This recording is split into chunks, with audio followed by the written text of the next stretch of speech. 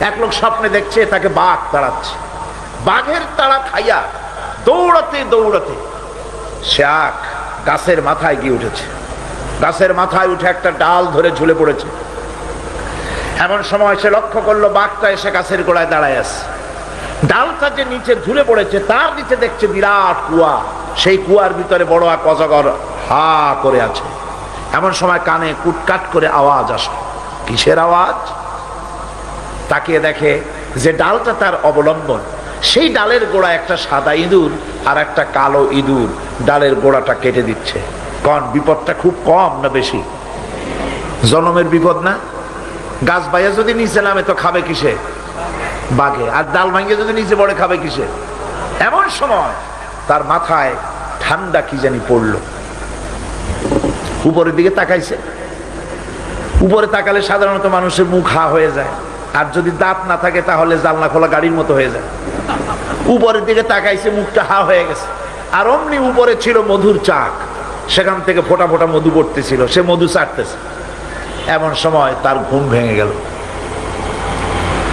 এক বুজুর্গ ব্যক্তির কাছে গিয়ে বলছে, হুজুর এই রকমের একটা মারাত্মক স্বপ্ন দেখেছি, অর্থ কি কিছুই বুঝলাম না। আল্লাহর বান্দা বুজুর্গ ব্যক্তি বলছেন, তুমি যে স্বপ্ন দেখেছ এটা তোমার একারও স্বপ্ন নয়, আর এটা স্বপ্ন নয়, এটা হলো বাস্তব। তামাম পৃথিবীর সমস্ত মানুষের জন্য এইটাই হলো বাস্তবতা। তোমার পেছনে যে বাঘ দৌড়াচ্ছিল এটা বাঘ নয়, এটা হচ্ছে হযরতে আজরাইল আলাইহিস সালাম। প্রত্যেকটি মানুষের পেছনে ঘুরছে, সময় এলেই তার জান কবজ হয়ে যাবে। তুমি যে ডালটা ধরে ঝুলেছিলে ওই ডালটি হচ্ছে তোমার হায়াত, আর ডালের গোড়া কাটতেছিল সাদা ইঁদুর আর কালো ইঁদুর। সাদা ইঁদুর হলো দিনের প্রতীক, কালো ইঁদুর হচ্ছে রাতের প্রতীক।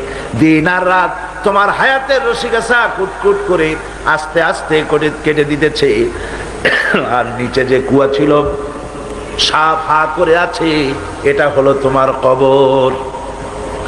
এর মধ্যে তুমি যে মাথার উপরে ঠান্ডা কি পড়লো, উপরে হা করলে মুখের ভিতরে মধু পড়লো, সেই মধু চাটতে চাটতে কবরের সাপের বিপদের কথা ভুলেছ, বাঘের বিপদের কথা ভুলেছ, ডাল ভেঙে পড়বে সে বিপদও ভুলেছ। এই মধু হচ্ছে তোমার সুন্দরী স্ত্রী, এই মধু হলো দুনিয়া, এই মধু গাড়ি, এই মধু বাড়ি, এই মধু ক্ষমতা, এই মধু প্রতিপত্তি, এই মধু হচ্ছে তোমার ব্যবসা বাণিজ্য। দুনিয়ার মোহে তোমাকে এত বড় বিপদ থেকে তোমাকে ভুলায় দিয়েছে